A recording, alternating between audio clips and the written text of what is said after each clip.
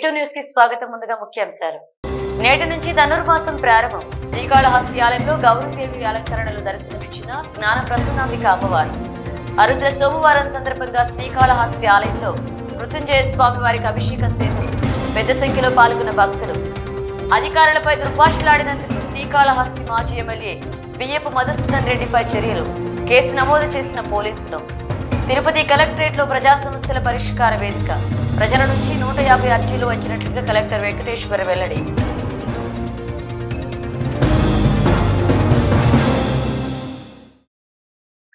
ధనుర్మాసం సందర్భంగా శ్రీకాళహస్తీశ్వర ఆలయంలో నేటి నుంచి ప్రత్యేక పూజలు సేవలు నిర్వహించనున్నారు. ఇందులో భాగంగా జ్ఞాన ప్రసూనాంబిక అమ్మవారు గౌరీదేవి అలంకారంలో దర్శనమిస్తారు. ఈ రూపాన్ని గొబ్బెమ్మ ఉత్సవం అని కూడా వ్యవహరిస్తారు. ధనుర్మాసం సందర్భంగా శ్రీకాళహస్తీశ్వర ఆలయంలో నేటి నుంచి ప్రత్యేక పూజలు సేవలు నిర్వహించనున్నారు. ఇందులో భాగంగా జ్ఞాన ప్రసూనాంబిక అమ్మవారు గౌరీదేవి అలంకారంలో దర్శనమిస్తారు. ఈ రూపాన్ని గొబ్బెమ్మ ఉత్సవం అని కూడా వ్యవహరిస్తారు. ధనుర్మాస ఉత్సవాల్లో భాగంగా మొదటి రోజు సందర్భంగా శ్రీ జ్ఞాన ప్రసూనాంబిక అమ్మవారి ఉత్సవమూర్తిని గౌరీదేవి అలంకారంలో పలు విశేష పూజలు నిర్వహించి ధూపదీప నైవేద్యాలు సమర్పించారు. అనంతరం మంగళ వాయిద్యాల నడుమ వేద మంత్రోచ్చరణల మధ్య ఆలయ ప్రాకారోత్సవం 4 మాడవీధుల్లో నగరోత్సవం కన్నుల పండగగా నిర్వహించారు. ఈ కార్యక్రమంలో ఈవో బాపిరెడ్డి దంపతులు, AEO Lokesh Reddy, temple superintendent Nagabhushanam, temple inspector Hari Yadav, ఆలయ సిబ్బంది పాల్గొన్నారు.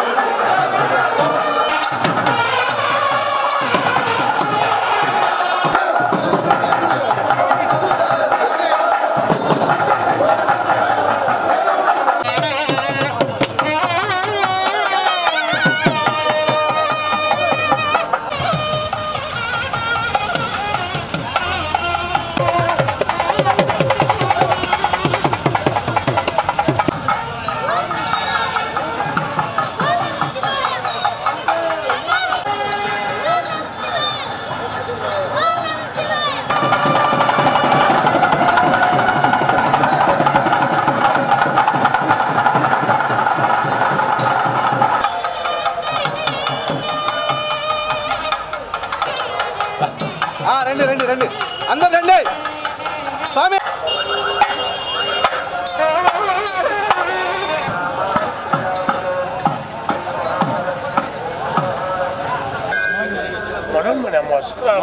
అదేలే కానీ మనం ఇప్పుడు ఈ పిలిచేది వచ్చి గొప్పమ్మే కదా, అంతా ఒకటే.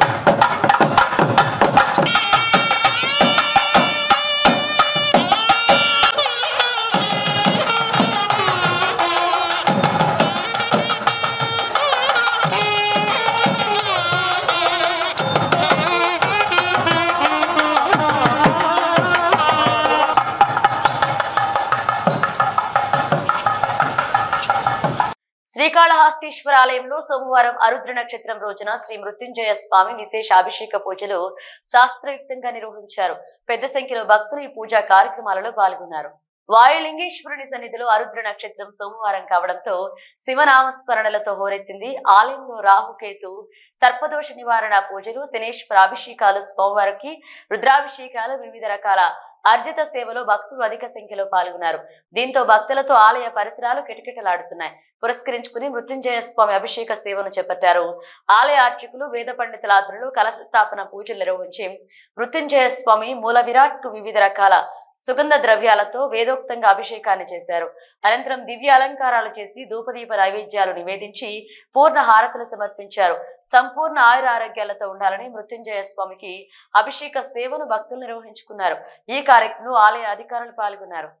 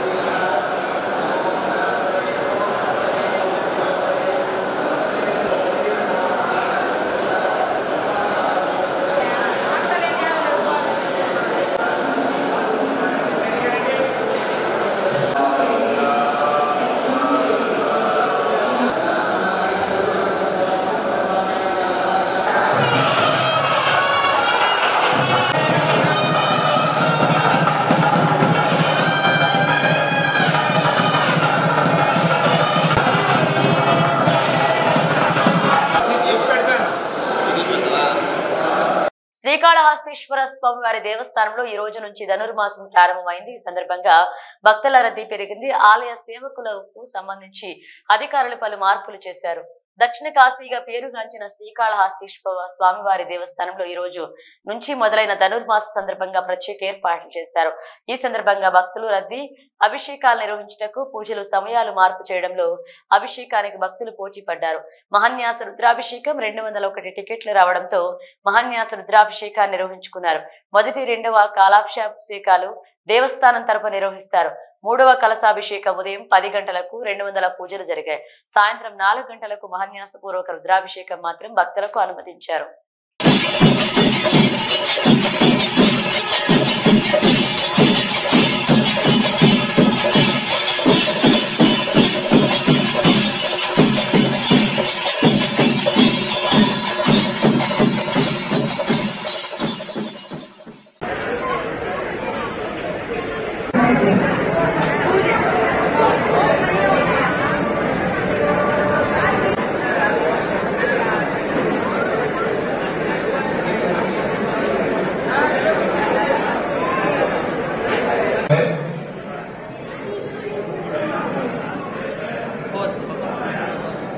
రండి.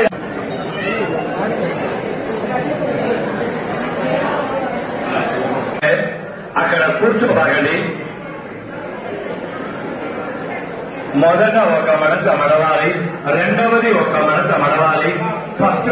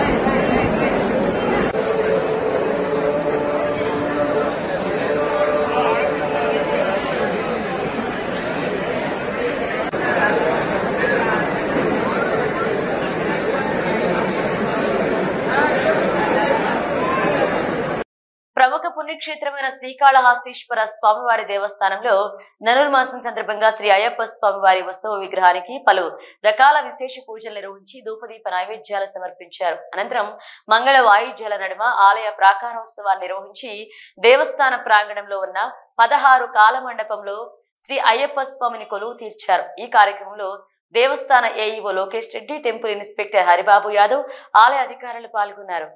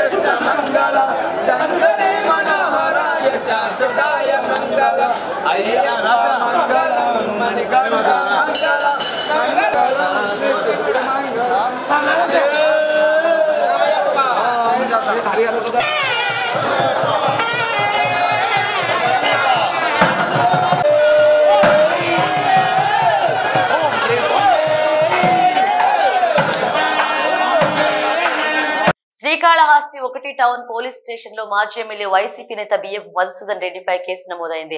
మున్సిపల్ కార్పొరేషన్ అధికారుల ఫిర్యాదు మేరకు పోలీసులు కేసు నమోదు చేశారు.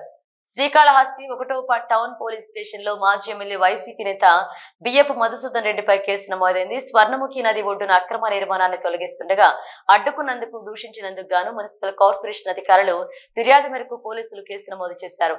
Crime number 218/2024 under section 132 79 351 BNS act కింద కేసు నమోదు చేశారు. నిన్న స్వర్ణముఖి కరకట్టపై రివర్ వ్యూ హోటల్ ఆవరణంలో అక్రమ కట్టడాలు అధికారులు తొలగించారు. మున్సిపల్ అధికారులను దూషిస్తూ జేసీబీ యంత్రాలను మాజీ ఎమ్మెల్యే మధుసూదన్ రెడ్డి అడ్డుకున్నారు. ప్రభుత్వ అధికారులపై దుర్భాషలాడుతూ తమ విధులకు ఆటంకం కలిగించారని పోలీసులకు మున్సిపల్ టౌన్ ప్లానింగ్ అధికారి శారద ఫిర్యాదు చేశారు. 1 టౌన్ పోలీస్ స్టేషన్ లో బిఎఫ్ మధుసూదన్ రెడ్డితో పాటు ఆయన అనుచరులపై ఈ మేరకు పోలీసులు కేసు నమోదు చేశారు.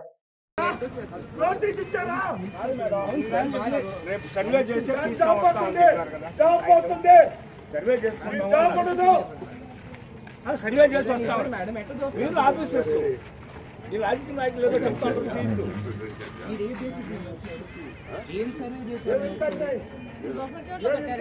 చూపించమ్మా అది ఆడించులే కదమ్మా బిల్డింగ్ ఏది బొబ్బర్ ఎక్కడ లేవు అంత కాలాస్తుల్లో మొత్తం 75% బొబ్బర్ చూడలేదు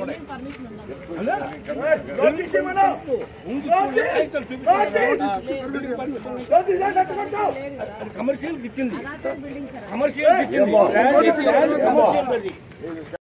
శ్రీకాళహస్తిలో సిపిఎం నాయకులు విద్యుత్ ఛార్జీలకు నిరసనగా ధర్నా చేపట్టారు. విద్యుత్ బిల్లులను తగలపెట్టి నిరసన తెలిపారు. కూటమి ప్రభుత్వం విద్యుత్ ఛార్జీలను తగ్గిస్తామన్న హామీ అమలు చేయాలని, ఆదానితో చేసుకున్న విద్యుత్ ఒప్పందాలను రద్దు చేసి సెకీ వ్యవహారంపై విచారణ జరపాలని డిమాండ్ చేశారు. శ్రీకాళహస్తి అంబేద్కర్ విగ్రహం వద్ద సిపిఎం నాయకులు మరొకసారి విద్యుత్ ట్రూఅప్ ఛార్జీలను విధించడాన్ని నిరసిస్తూ ధర్నా చేపట్టారు. ట్రూఅప్ ఛార్జీల వద్దు, పెంచిన విద్యుత్ ఛార్జీల భారాన్ని తగ్గించాలి అంటూ నినాదాలు చేశారు. విద్యుత్ బిల్లులను తగలపెట్టి నిరసన వ్యక్తం చేశారు. సిపిఎం నాయకులు గంధమ్మని పుల్లయ్య మాట్లాడుతూ కూటమి ప్రభుత్వం అధికారంలోకి వస్తే విద్యుత్ ఛార్జీలు తగ్గిస్తామని హామీ ఇచ్చి అమలు చేయలేదు అని ధ్వజమెత్తారు. మరోసారి ట్రూఅప్ ఛార్జీలు విధించడం దారుణమన్నారు. గత ప్రభుత్వం వేసిన భారాలను తగ్గించాలని, ఆదానితో చేసుకున్న విద్యుత్ ఒప్పందాలను రద్దు చేయాలని, చెక్కీ కొనుగోళ్లపై విచారణ జరిపి చర్యలు చేపట్టాలని డిమాండ్ చేశారు. ఈ ధర్నా కార్యక్రమంలో సిపిఎం నాయకులు గురవయ్య, కేశవమ్మ, నాగరాజు, రాధమ్మ, వెంకటేష్ పాల్గొన్నారు.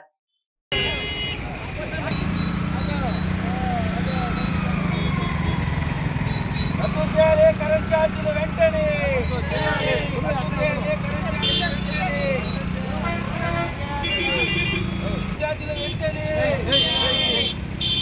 అధిక భారాలు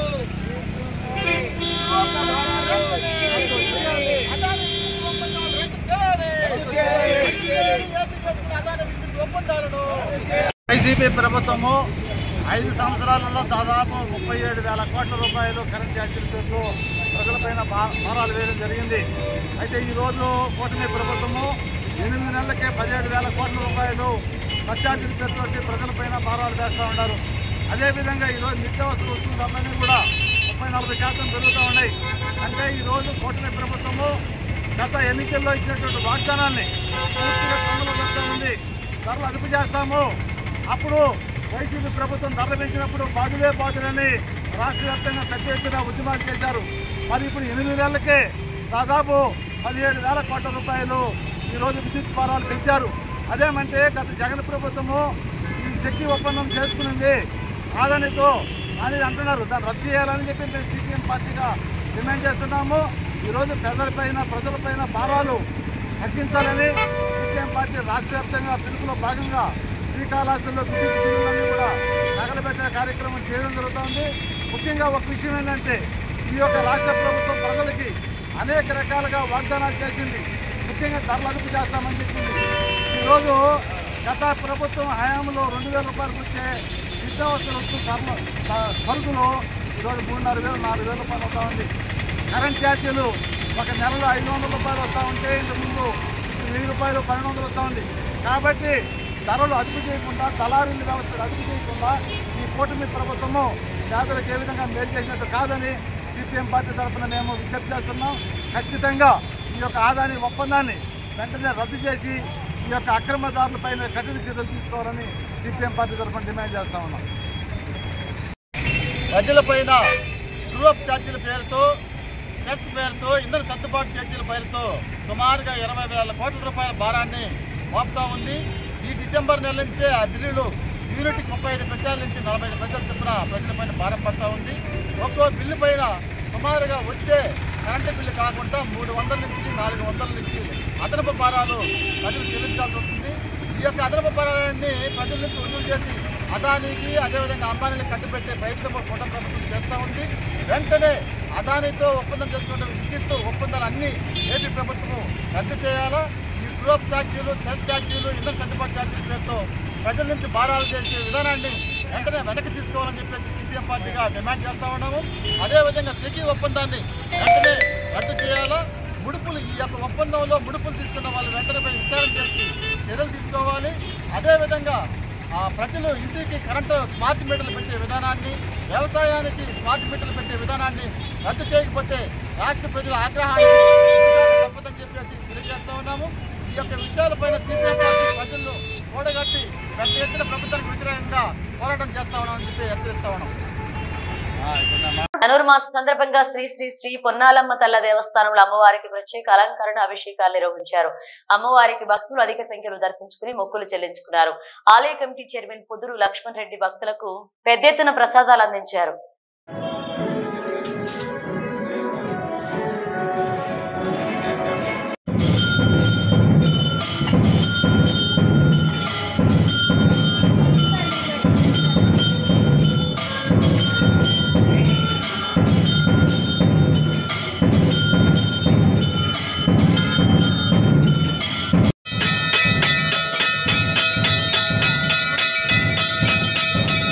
తిరుపతి జిల్లా కలెక్టరేట్ లో ఆదివాసీ అభివృద్ధి సంస్థ స్వచ్ఛంద సంస్థల ద్వారా ముద్రించిన బాల్య వివాహాల నిర్మూలన గోడ పత్రికను కలెక్టర్ డాక్టర్ ఎస్ వెంకటేశ్వర్ ఆవిష్కరించారు. బాల్య వివాహాలను నివారణకు స్వచ్ఛంద సంస్థలు చేస్తున్న కృషిని అభినందించారు. ఈ కార్యక్రమంలో జేసీ శుభం బన్సల్, జిల్లా రెవెన్యూ అధికారి నరసింహులు, డిఎంహెచ్ఓ శ్రీహరి, జిల్లా గిరిజన సంక్షేమ శాఖ అధికారి సూర్యనారాయణ, ఆదివాసీ అభివృద్ధి సంస్థ అధ్యక్షులు చందమామ కోటయ్య, పరివర్తన స్వచ్ఛంద సేవా సంస్థ అధ్యక్షులు P Amarnath, helping hand society ప్రధాన కార్యదర్శి ఎం దొరస్వామి, మన సంస్కృతి కళా సంస్థ కార్యదర్శి కె రెడ్డప్ప పాల్గొన్నారు. సోమవారం సందర్భంగా తిరుపతి కలెక్టరేట్ లో జరిగిన ప్రజా సమస్యల పరిష్కార వేదికలో కలెక్టర్ వెంకటేశ్వరరావు పాల్గొన్నారు.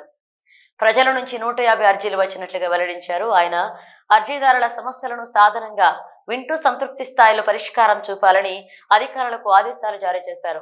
రాష్ట్ర ప్రభుత్వం ప్రజా సమస్యల పరిష్కార వేదికకు అధిక ప్రాధాన్యత ఇస్తుందని, ఈ కార్యక్రమంలో వచ్చిన అర్జీలను అత్యంత ప్రాధాన్యతగా సంతృప్తి స్థాయిలో పరిష్కారం చూపాలని, రీఓపెన్ కు తావు లేకుండా చూడాలని తిరుపతి జిల్లా కలెక్టర్ ఎస్ వెంకటేశ్వర్ జిల్లా అధికారులను ఆదేశించారు.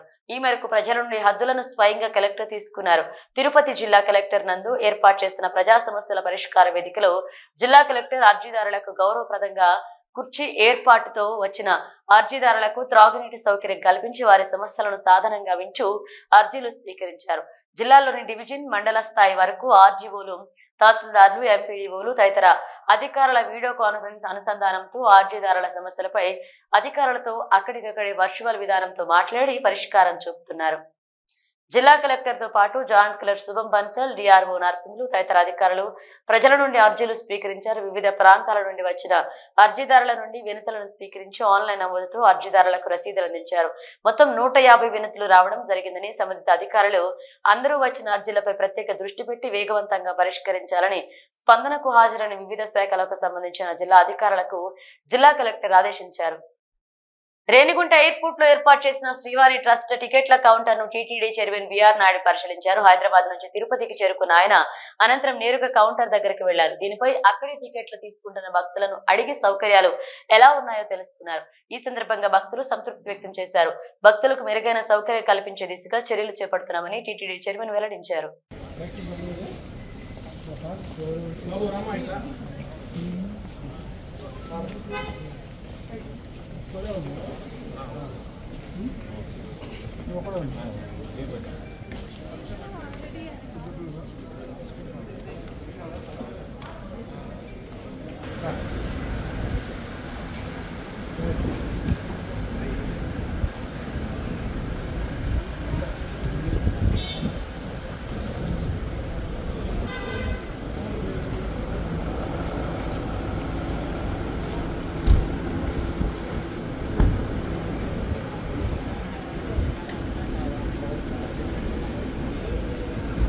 బులెటిన్ ముగించే ముందు హెడ్లైన్స్ మరోసారి.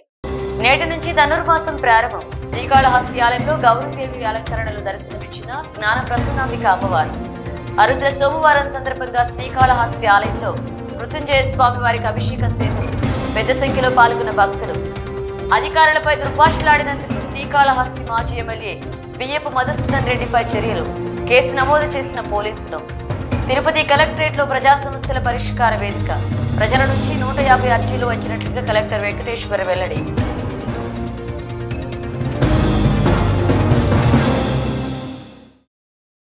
ఇవి వచ్చిన అప్డేట్స్. మరిన్ని అప్డేట్స్ తో మళ్ళీ కలుద్దాం.